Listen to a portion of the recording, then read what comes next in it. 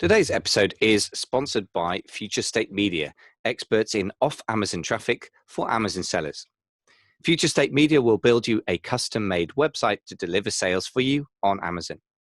Built to grab traffic from search engines and social media, your site can be used as a secret weapon for launching products on Amazon or just to stabilize your Amazon sales. It means you can also build an email list on autopilot. Go to futurestatemedia.com for your free guide to Google SEO for Amazon sellers today.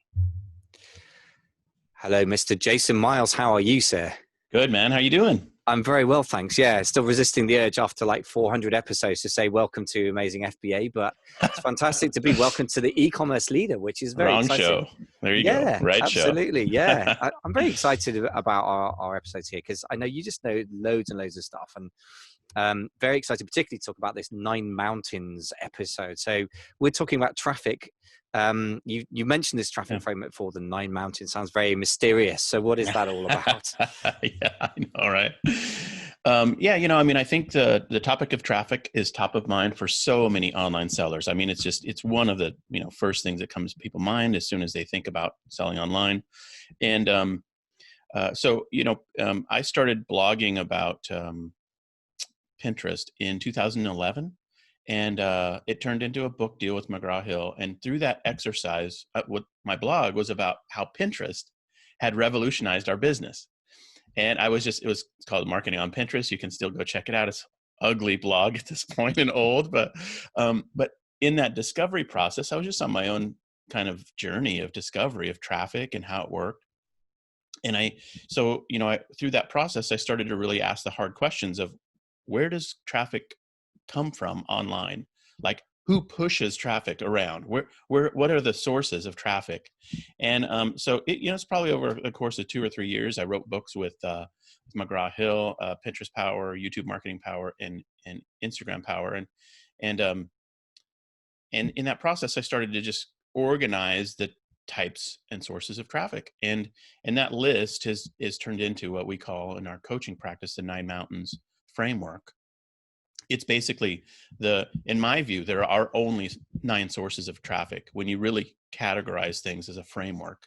And these 9 mountains, I'm happy to share each of the 9. It's not like a secret or anything. It's just a framework for organizing the content.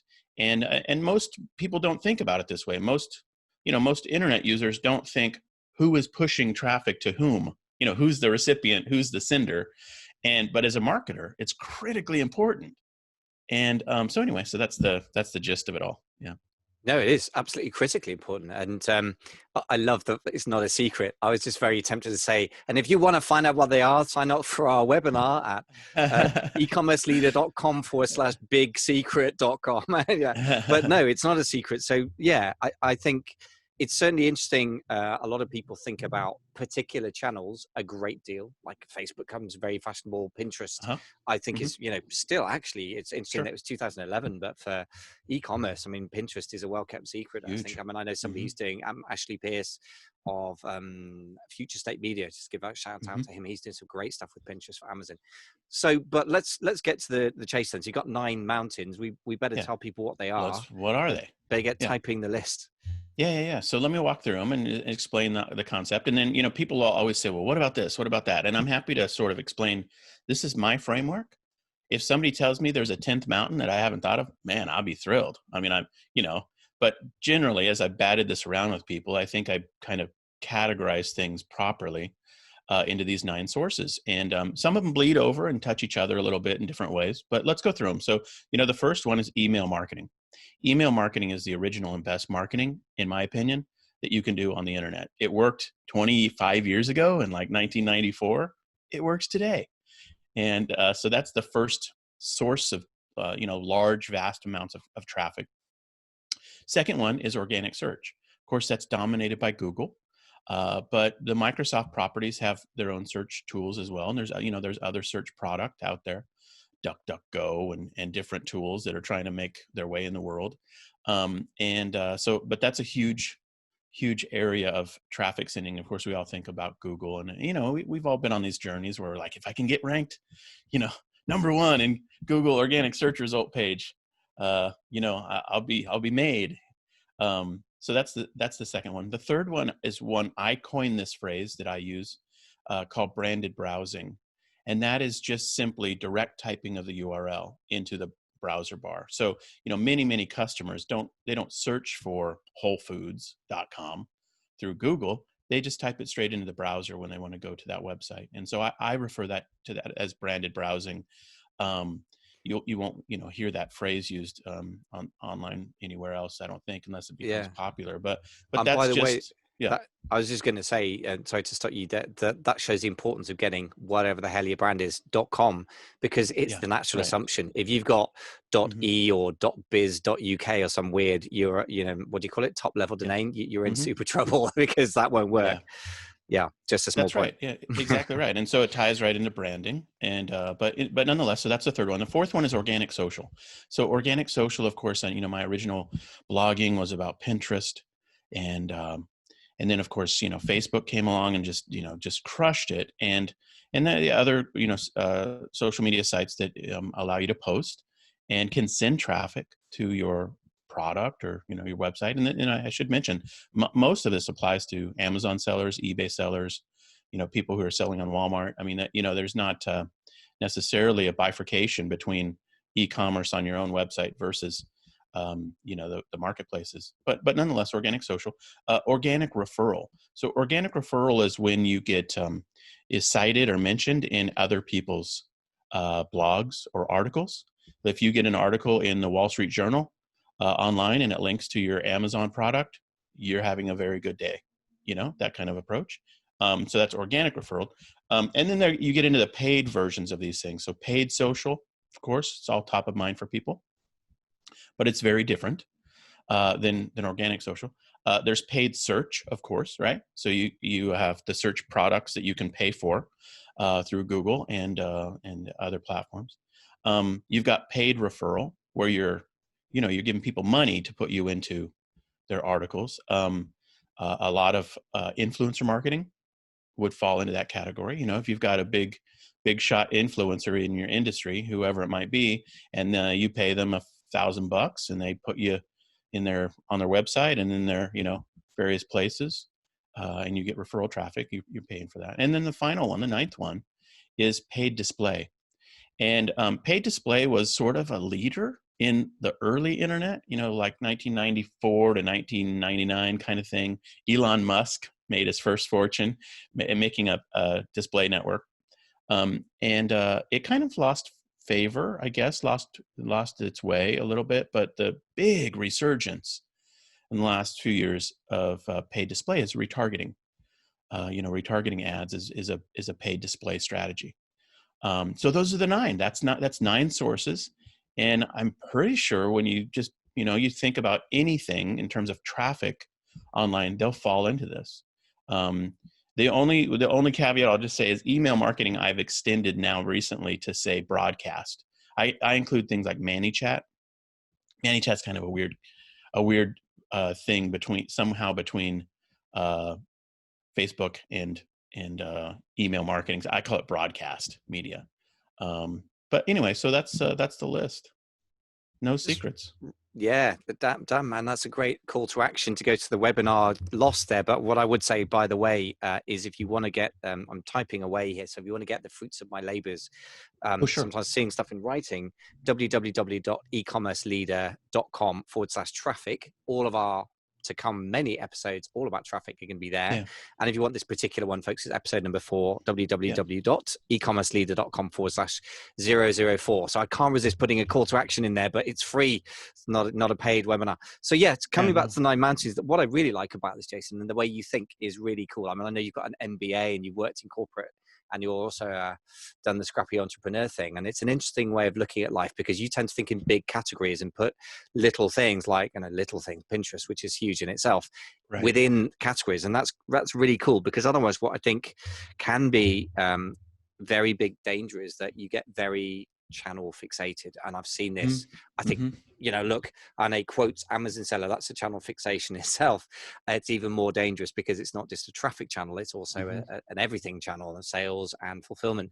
But let me just say, do you think that most Amazon sellers, when they're starting on Amazon, realize that it's a traffic strategy? I I mean, because that's No, I embedded in don't it, think isn't they it? do. Exactly, it's embedded. No, I think Yeah, you're quite right. It's like the fish don't see the sea when they're swimming it because it's so damn big. You just yeah, think yeah. it's just everything. And of course, because most people don't. I mean, I was the same. I came from a music background, and I've always had a great interest in internet marketing and taken a lot of courses and done various Mhm. things over the years. And I've always been interested in economics. But I nevertheless I saw Amazon as just a thing in itself, and I was pitched Yeah, into private labeling on Amazon, a very, very, very specific model on a very specific channel, yeah, but yeah. which did everything. So you kind of can't see the wood for the trees until you Hmm. you go through a few rough patches and realize, Hmm. that you have to see bigger, which is one of, I hope, the services that we provide the Yeah. community of e-commerce sellers in general out there, for those who are very Amazon centered. I want them Hmm. to see it for what it is. And yes, it's a traffic place, it's a Yeah, sales mechanism, it's fulfillment. yeah, Um, yeah. so Let me I ask know you you, this. yeah, Oh please. no, okay, yeah. I was just gonna say, have you heard of the Dot Dash site or the Spruce? I These have sites never that are heard of the spruce. the What is Spruce, the spruce? the Spruce. Yeah, okay, yeah. Well, a little story that set the context for this. We have a coaching client that I think they'll probably do close to $5 million plus this year on Amazon, and our work is to help them get their other channels set up, Shopify, et cetera, and really scale beyond. And when we were first meeting with them, we really were just mesmerized by their story. Like, man, 5 million, and they're relatively new to the category and to the industry, like three-year-old company.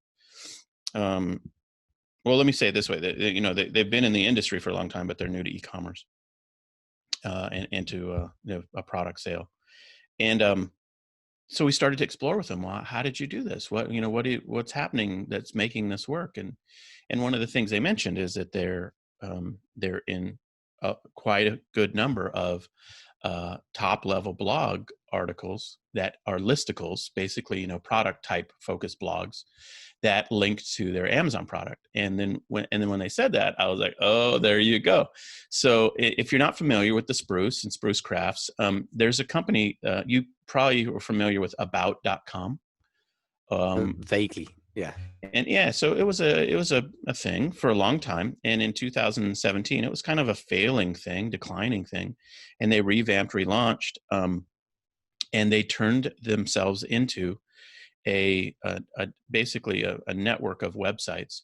And their value proposition originally was that they had like 1 million articles all about different topics. And what they did over the last 5 years or so was they've really focused on what they call these authority articles. And if you look for any search term on Google, one of the things you'll commonly see at the top of the search results now, and in just the last couple of years, is the Spruce or Spruce Crafts, or you'll see other properties that are owned by this company. It's now called Dot Dash. And these guys know what they're doing in terms of Google organic search algorithm, and they create these authority articles. So let's just say, I'll just pick a category totally off topic, but let's just say they'll pick a category like veterinary supplies, and they'll have an authority article like, the top 50 veterinary supplies, every vet is using that you never heard of, or, some random like clickbait article title. But these articles get massively trafficked by Google. They just know how to install them as the number one search result for these keywords. And these guys are data-driven, science type focused people.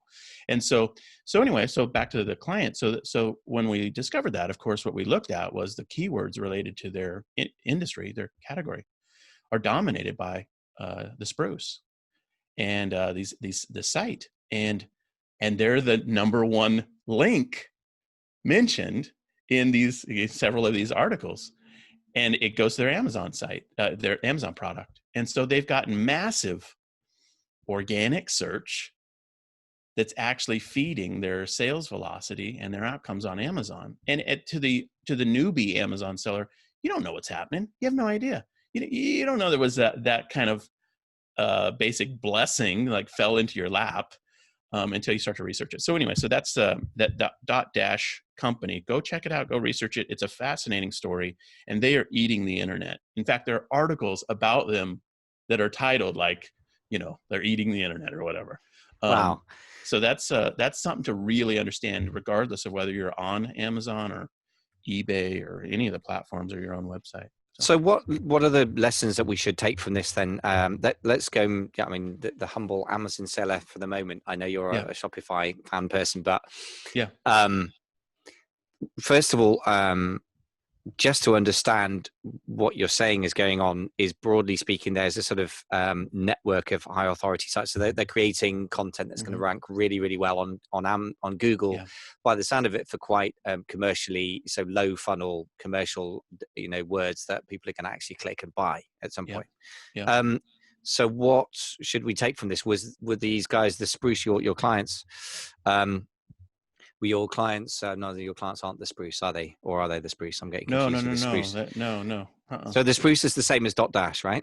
Correct. It's a sub brand, and that's a sub brand and that's the new version of About.com. Yeah. Got you. So your clients, did they consciously engineer this, or was this just luck? It was a total blessing. It was total luck. So my question is, can we reverse engineer their luck into a strategy? And by the way, this sounds like a specific podcast to me, because that's going to be an episode all about maybe a very specific version of Google. Okay, great. Well, then that's a date. Let's do that. We'll just tease that here, because that just feels like we're on a mission to look about these 9 mountains of traffic, big picture, and then there's masses to drive in. But go. Let me just answer briefly the question that you're asking. Can you reverse engineer this? Is the mountaineer's question? Okay. Let's play with the metaphor a little bit. Yeah. The question is, can you go to that mountain and can you fix the plumbing so that you get massive traffic from that mountain? And so that's a great question. And the first thing to do is you got to know the lay of the land. You got to know, well, what are these mountains? And organic, referral and organic search were the two elements of, what the Spruce does there. They're technically, that client is getting organic referral traffic to their Amazon listing from an article in the Spruce. And the Spruce is getting it ranked in organic search. So you just have to learn this stuff before you can start to say, how can I profit from it? How can I benefit from it? And then that goes down to a rabbit hole of many, many, many tactics and strategies. For every one of the mountains, there's 25 tactics or whatever. That's how they look at it. So I guess it's a bit like what we're saying is, okay, that mountain is Everest, and the face of the Eiger is the thing that we're looking at. Okay, well, but so the general lesson from this: reverse engineering, know the lay of the land, know what the elements are, and then I guess we should definitely dig into that one. But I think we should leave that hanging, because otherwise we're going to have an episode all about amazing result. I mean, listen, we all want what you just said. That's a juicy nugget, but we're going to leave that one there. So, okay. Have you seen other Amazon sellers using external traffic for their listings? Then is the other question that obviously implies. I guess that's a good question. Yeah. I mean, and the first thing that comes to my mind is everybody using AMS, of course, is using paid. They're really using a paid, what would it be called? Paid. What do you categorize AMS as in my 9 mountains? Is it paid search, or is it it's paid something? It's paid display technically. So, I was going to say, these days on Amazon's, got quite a few options that are suddenly available on Seller Central that used to be only available on Vendor Central, which was for people who are foolish enough to sell directly to Amazon. Amazon's not a good client, guys. Do not sell to Amazon. I know so few people. I don't think I know anyone who's happy with them. But anyway, so I would say a paid search. I guess you mean paid to rank in search results. I would say that's the products. Classic Amazon sponsored product ads, and then paid display is the new thing, which I did an interview about recently. And actually there's a lot coming out very swiftly from Amazon. You can do video paid display ads now. So it's almost like the Facebook kind of thing, except that it's a blend between, you could still call it paid search though, because it's really in response to a search term. So I guess it's paid search. I would say, there's a bifurcation between on platform and off platform. Obviously on Etsy, you can do a promoted, listings on Etsy. On eBay, you can do promoted listings. On Amazon, of course, you got the whole AMS platform to play with. So, but then beyond that, of course, you've got all of the external off marketplace, strategies as well, of course. And so, I think the question, and I like to say this, to everybody, this can be super overwhelming. And so we must channel our inner Bruce Lee and really think like, Bruce Lee's famous quote. Yeah. Bruce Lee's famous quote: "I do not fear the man who knows 10,000 kicks. I fear the man who knows," or whatever. I'm messing up the quote, but I fear the man who's practiced one kick 10,000 times. And so you don't have to know all the nine mountains or all the tactics to really make just a fantastic living. If you're an email marketer, for example, and you just know email marketing, you forget everything else. You make millions with email marketing. If you're super good at organic social and you just crush it because you're an influencer and you know how to do content and all you do is organic social, great. You don't have to dabble in all of these. In fact, most people probably do dabble and don't really go deep into anything enough when they start to get into this stuff. So, Yeah. this is a very interesting question for me, because this is about, I guess you and I both have a bit of an obsession with strategic thinking, and that's really cool. And I think, I'm very happy to be putting that out there into the e-commerce space, because particularly for Amazon sellers, but not only, everyone gets a bit obsessed Tactical. with one particular Mm-hmm. channel, and tactical, but even worse, channel tactical obsessed. Right, like, what's the latest hack on Shopify to link it to your Amazon account? And Amazon sellers do often have Shopify stores. They're not necessarily always a big percentage of the business. We talked about how that can, you work with clients to make it bigger, but I guess the opposite extreme is the overwhelm that comes from looking at the entire mountain range that you've got near you. And I understand that you got this because Seattle, I looked it up. I didn't realize that Mount Rainier, that this whole mountain range that you were inspired in, it's like the Alps really for Europeans. It's huge. And I guess if I were looking at that, I'd be going, shoot, where do I start? And I hear the opposite, which is, okay, master one thing. But I guess the question is, how do you decide which mountain you should master? That's the question that I'm working towards. So that's my question. It's a great question, and I think the answer depends on each individual person in terms of how they would prioritize them. And I would give you a few hints. One of the things that you'll have to discover very, very quickly about yourself is whether you enjoy writing or you enjoy video work or photography. I mean, of those three disciplines. Some people will say, I hate writing. I hate it. It's pain to write. Other people say that's my natural communication style. Some people are super comfortable on camera. And what's amazing to me is, because I know, like all of us probably, I've really just gotten into finding my own YouTube channels that I like, and my topics. I'm gardening is my kind of big thing. I like to watch gardeners on TV and then avoid going in my own backyard. So if anybody else is like that, but like TV but I'm chefs, trying. right? Exactly. So, but you get into this down this rabbit hole of video watching on YouTube and stuff, and what you realize is there are people who are just comfortable on video. Has nothing to do with their physical appearance, or they're not pretty people or necessarily smart or anything. They're just comfortable on video, and they're good at it. And so that's one of the primary things you'll have to sort out is are you good at one of those three disciplines? And if the answer is I hate all three of those things, then you have to decide how you're going to approach the topic of traffic strategies, and maybe it's team building, and you have to sort out how am I going to go after this stuff. So those three things were, just to capture that, sorry, is writing, video, and being on camera. Photography. Okay, so when you say photography, you mean I guess you mean literally yourself taking photos of products. Yeah.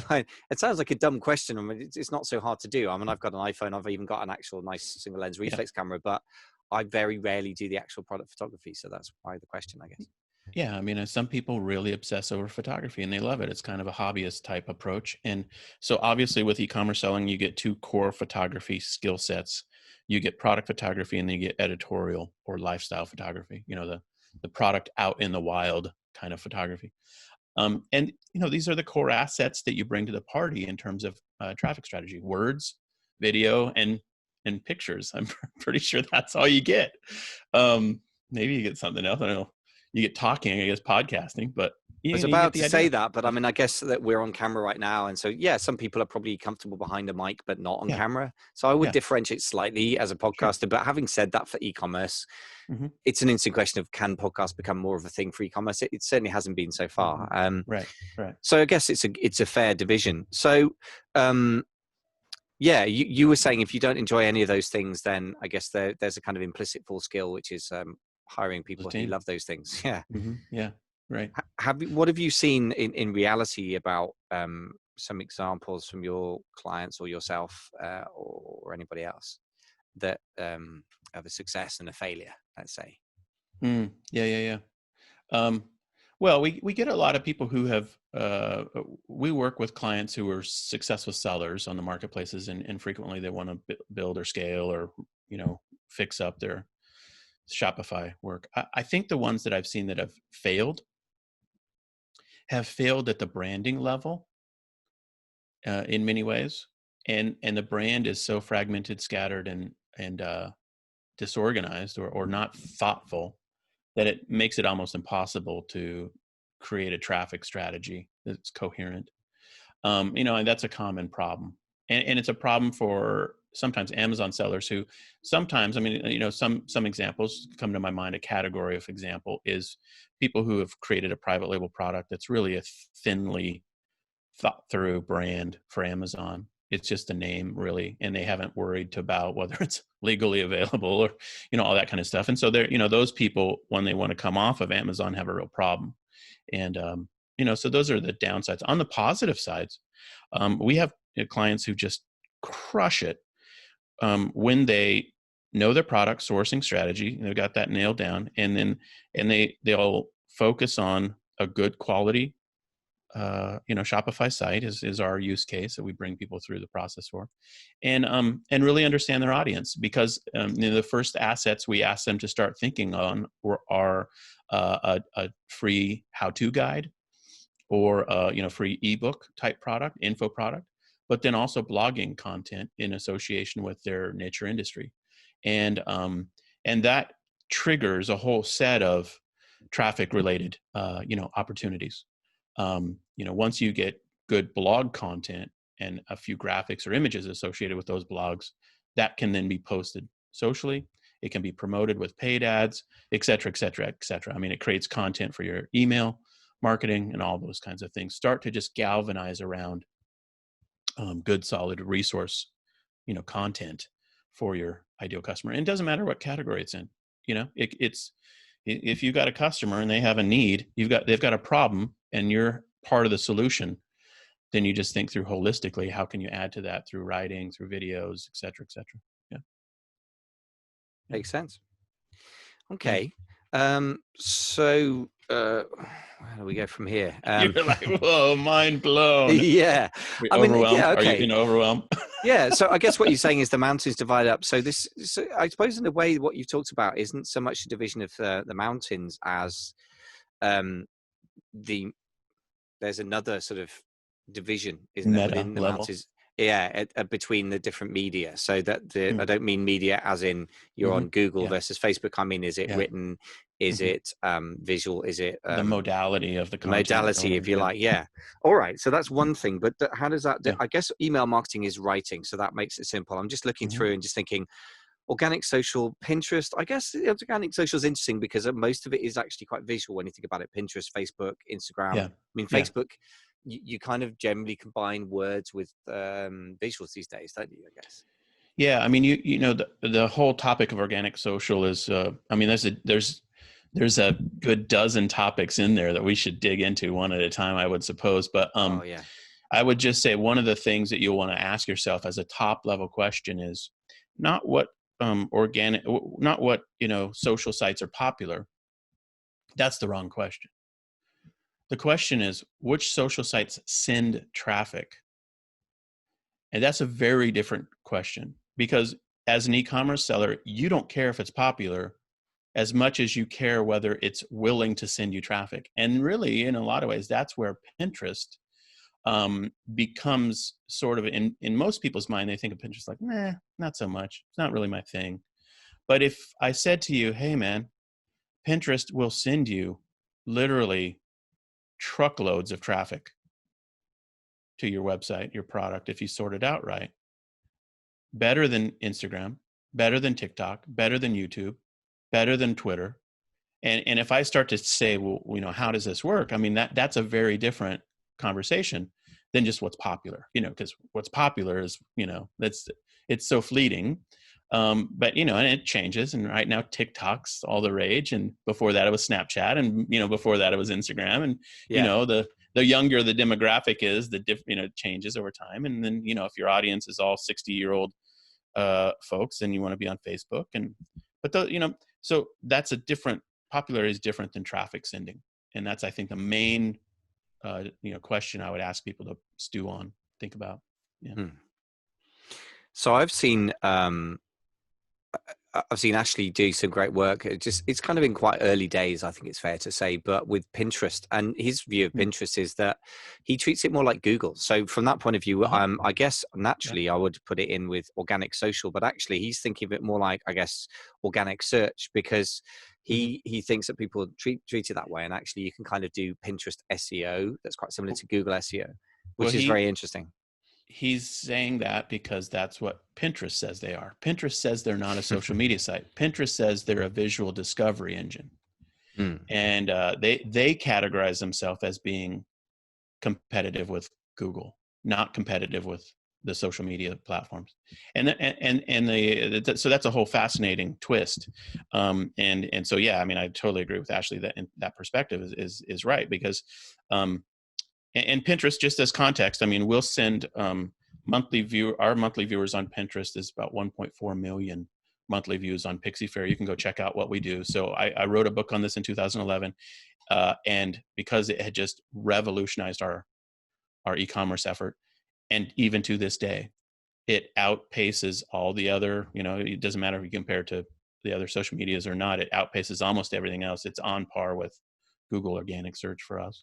So coming back to how you discovered that, then, I mean, obviously that's an amazing result. And so obviously you're naturally in love with Pinterest, and you've written that book about that, but you've written books about many different channels. And I've seen, a number of channels. I've had little plays at it myself, not always successfully with e-commerce and with Amazing FBA and my clients in 10K Collective. But how does one come to that place? I mean, you got there. It's now obvious looking back down from the top of the mountain, or very near the top. 1.2 million is an amazing number, but how did you choose it?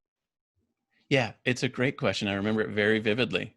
When we were in the early days of our business, we started on eBay in 2007, 2008, and then we started on our own website in like 2009. And I would, 2009, 2010, 2011, I would look at our analytics a lot, Google Analytics, for the back end of our website. And I was just looking. Every day I'd look, what's happening? How many visitors did we get? Where are people coming from? How does this work? How do I make money? How do I make more money fast? And so I remember the summer of 2011, I started seeing this thing, referral traffic from Pinterest.com. Hadn't heard of it. No idea. I mean, it was like literally in your mind, like the spruce, like, what is that? I don't have no idea. Back then, to me, Pinterest was like, I've never heard of this. And so first month, and I was like, who cares? It wasn't that much traffic. It was on the, short list, maybe the top 10 or whatever. But I just figured it was a blogger or something like that. Second month, it was like twice as much traffic. And this is like summertime, 2011, I believe. And and then third month, it was like my second or third best traffic source. And so of course, I mean, at that point I was like, what is this? So I go to it, checking it out. I was like, what is this? Researched it, and of course discovered what it was. And so how it had impacted us, how that happened, was nothing to do with me. It was just that I had a website that had nice photography. And the Pinterest community of raving Pinterest users started to pin items off of our website. And they started to get socially, repinned a million times. And that was the blessing or luck that we had, was that we were early into photography on our website. And it just fueled Pinterest. As people would find Pinterest, they'd find their topics, they'd look at their, setting their boards up, and they would find content, and it would point back to our site. And we've lived off that now for whatever it is, 10 years, whatever, almost 10 years. And I mean, literally lived off of it. I mean, it's like, it has helped us tremendously. And then what I did in the fall of 2011 was I created a battle plan for Pinterest. And that's what marketingonpinterest.com was, that blog was about. And I shared my public marketing strategies that I started to put together, and wrote the book. I started blogging and got a book deal from McGraw-Hill for that. And that book is still completely relevant in terms of this overall strategy, but of course it's very, very dated in terms of the stats and all the details related to Pinterest. But the battle plan of just general marketing it's still the same, still works. And yeah. So I guess what you're saying is you took the what was lucky. Well, you got lucky, you noticed you were getting lucky, and then you consciously went after what was working. Leaned into that. Yeah. So maybe that's I guess one of the issues Amazon sellers have that is different is that you can't look at the analytics, because when Google Analytics, it's massive. Yep. Amazon doesn't really show you where this is coming from, which is why your clients were agreeably surprised to find things just worked. And maybe they thought it worked like that way. Everyone gets to $5 million within 3 years, on Amazon. And some people do. I know a couple of people have, but not many. And and I guess that you were the guys that then dug into the reverse engineering that. But how did you reverse engineer that then? Did you, because that is tricky going from Amazon. Yeah, I think it's a little bit, I know I'm not a doctor, nor do I play one on the internet or in podcasting, but it's a little bit like a conversation of discovery. Like, just like, how did this happen? And they would say, well, we have these articles we have been ranked for. They just didn't understand. I mean, I just had a framework that I brought to the party that explained to them what was happening more than they understood themselves what was happening, because they didn't understand the volumes of traffic. I mean, like, if somebody says, well, I got mentioned by a blogger, I'm like, that's cool. Well, who's the blogger? Oh, Elon Musk.